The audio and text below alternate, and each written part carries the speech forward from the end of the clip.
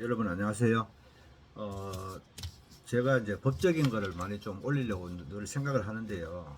꼭히 뭐 이런 것 정도는 사람들한테 얘기를 하면 생활하는데 도움이 되겠다라는 게 그때그때 잘 안 떠올라요. 그래서 떠오르면 또 그때 한번 또 올리기로 하고, 저는 이제 학창 시절부터 갈등을 느끼고 정리를 못했던 부분들, 그리고 또 현재도 우리나라 정세에도 상당히 영향을 미치는 그런 문제들에 대해서 그냥 제 생각을 한번 말씀을 올리려고 그래요. 그러니까 일본 시대 때 일제 강점기 하에서 독립운동을 하는 여러 사람들이 많은데요.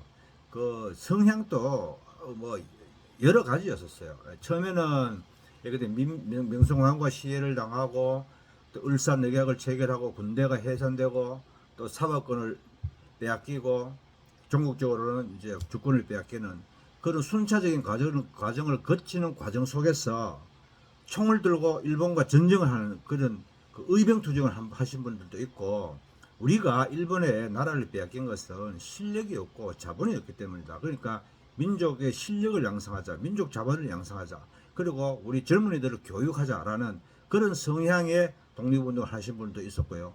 또 이제 뭐 상해나 연해주나 만주로 이주를 해가지고 이제 독립운동을 하신 분들도 있어요. 근데 모두 다 고귀한 정신들이었다고 생각하고, 우리 후손들은 그 정신을 다 본받아야 된다고 생각을 합니다.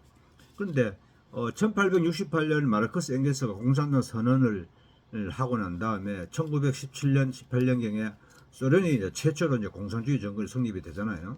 성립이 되는데 그 전에도 뭐 공산당 내지는 사회주의 운동이 당들이 많았는데 공식적으로 공산주의 국가가 성립된 건 이제 소련이죠. 소련이 공산주의 국가가 성립되고 나서 코민테른을 만들어가지고 국제공산당, 전 세계의 공산당을 공산화하려고 하는 목표를 두고 각 그 당시에 그 식민지 피지배하에 있던 이제 식민 상태에 있던 여러 후진 국가들의 독립운동가들에게 그 공산주의 사상의 마술을 이제 뻗친 거예요. 뻗친데 이제 우리나라 독립운동 하는 사람들에게도 마찬가지죠. 마찬가지인데, 그 소련이 내세우는 코민테른 하에서의 국제공산주의 운동이라고 하는 것은 식민지 상태에 있는 국가의 독립 그 자체가 목표가 아니고 그 부르주아, 뭐 분홍, 민족 자본가들을 다 처단을 하고 노동자 농민에 의한 공산혁명을 하는 게 목표가 있는 거예요. 그러니까 예컨대 우리 이제 조선공산당도 마찬가지고 고려공산당도 마찬가지고, 이 사람들은 소련에 가서 교육을 받아와서 소련의 코민테른의 지령을 하는 대로 독립운동을 하는 거예요. 다른 나라도 뭐 베트남이나 다른 나라도 그런 경향이 나타났어요. 우리나라만 그런 게 아니고. 그런데 우리나라를 기준으로 해서 보면 독립을 해가지고 우리가 자유로운 삶을 살게 되어야 되는데, 우리 스스로에 의해서 그게 민족 자결주의 아닙니까?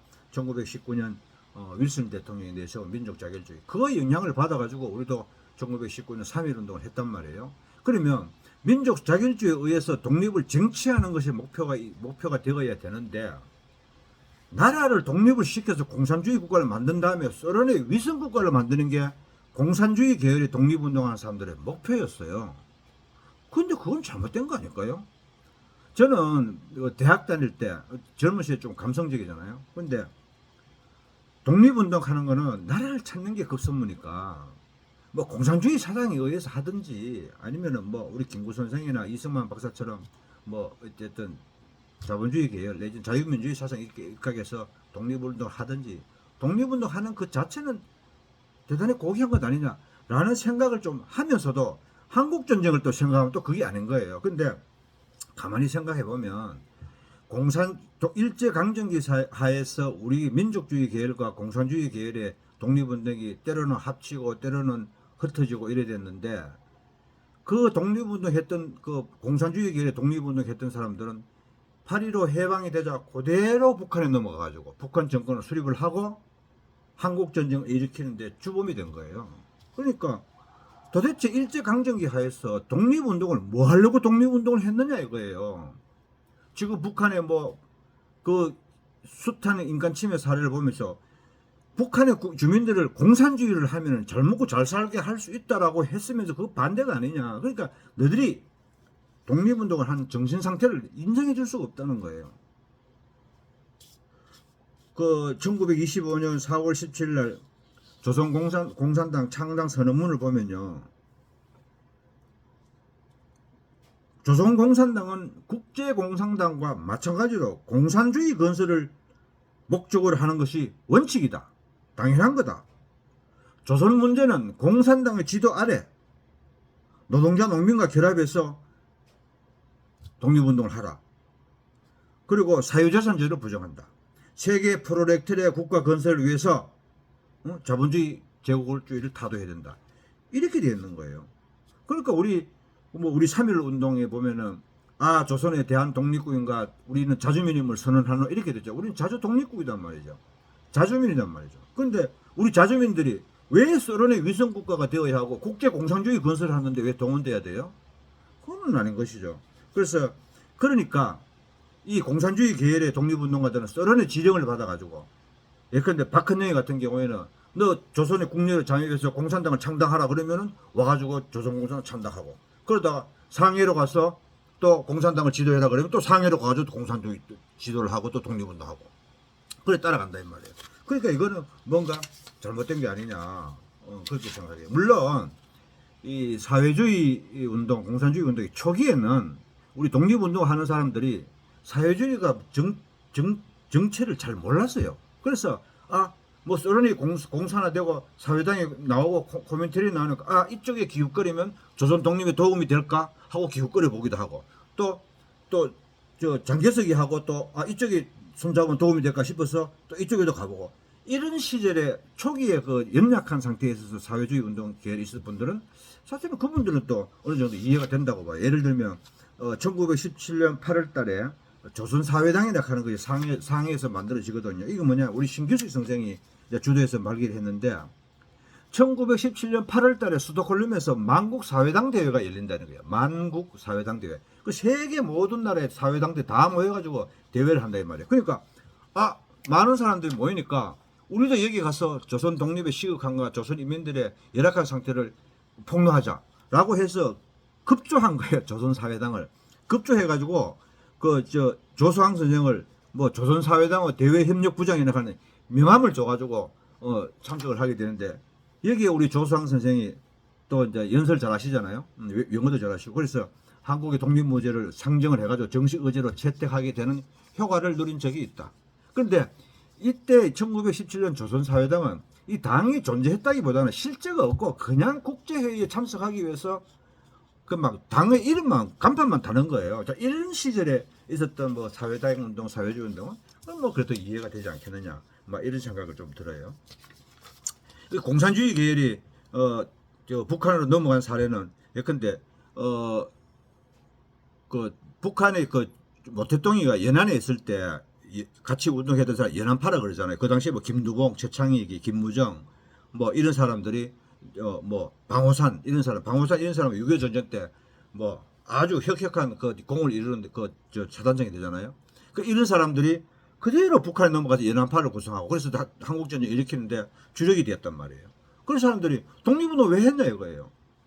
응? 전쟁 일으키고 우리 자주민인데 우리 민족을 다 그렇지 소련의 위성국으로 만들고 그렇게 하려고 했던 거냐. 그 독립운동의 진정성을 이해하기 어렵다. 이런 거는 저런 것하고도 비교해 볼 수 있어요. 아니 뭐 남녀가 결혼을 하려고 그러는데 한쪽은 진정으로 사랑을 해요.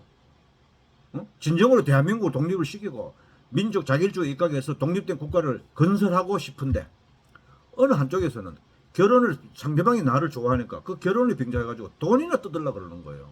사랑하지도 않으면서.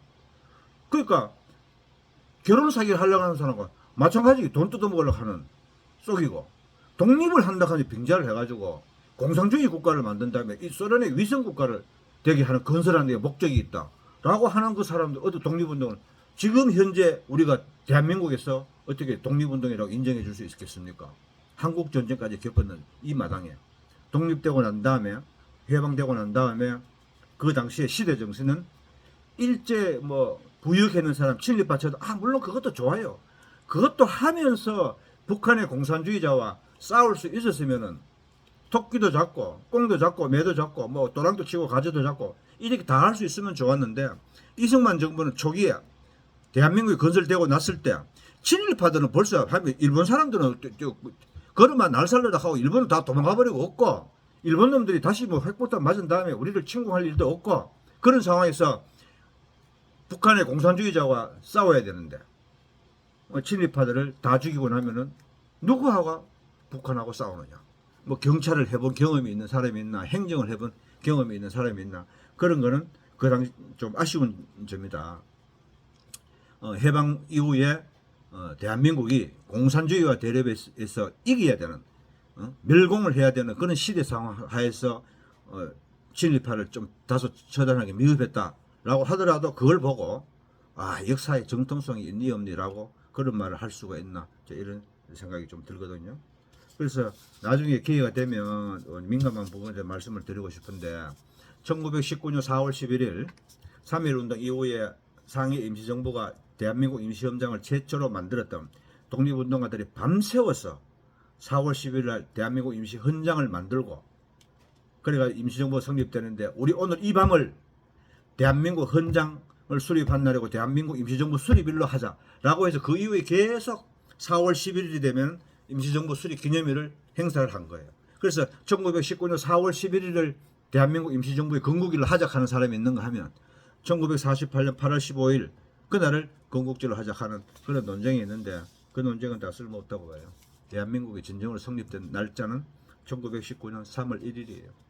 3월 1일 독립기념선언에서 조선은 독립국이고 조선 사람들은 자주민이다라고 선언을 해버렸기 때문에 그때 조선 독립국 실질적으로는 대한민국이 탄생을 했고 3.1 운동으로 인한 전 민족의 그 역량을 결집해서 비로소 나타난 것이 임시정부, 물론 이제 연해주의 대한국민의회, 서울의 한성정부 세 개가 임시정부가 생겼는데 1919년 9월 달에 상해 임시정부로 통합이 되잖아요. 통합이 되는데 어쨌든 상해 임시정부는 3.1 운동의 민족적 역량과 염원을 담아서 성립됐기 때문에 실질적인 대한민국의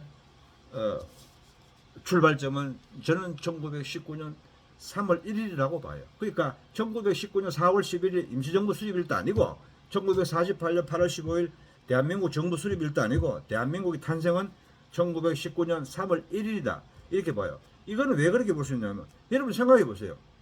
자녀가 1월 1일에 태어났어요. 1월 1일에 태어났는데 아버지가 바빠서 2월 1일날 출생신고를 했어요.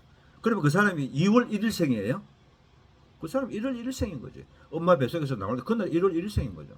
그러니까 우리 대한민국이 상해 임시정부를 통해 가지고 임시정부가 수립이 되었지만 그 임시정부는 1919년 3월 1일 독립운동으로 인하여 선언된 대한독립국의 형식적으로 이어받은 결실을 맺은 것이지 실질적으로는 1919년 3월 1일 대한민국이 성립되었다. 그날이 진정한 우리의 건국절이다. 이렇게 말씀을 드리고요.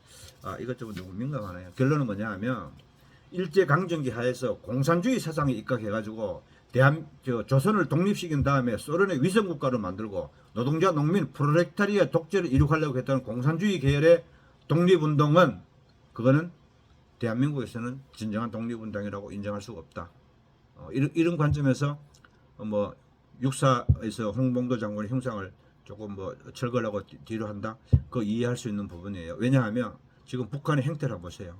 공산주의자와의 싸움이 너무나 치열하고 이때까지는 지금 잘 이제 이어져 왔는데 마지막에 져버리면 지는 거예요. 다 지는 거예요. 그러니까 아직도 북한 공산주의자의 대립이 끝나지 않은 상황에서 일제강점기 하에 공산주의 계열의 독립운동은 대한민국에서는 적어도 독립운동으로 인정해 줄 수 없다라는 말씀을 드리고 저는 이제 대학 다닐 때 또 느꼈던 그 갈등 좀 이해가 부족했던 부분에서 최근에 이제 정리가 다 됐다 이렇게 말씀을 드리고요.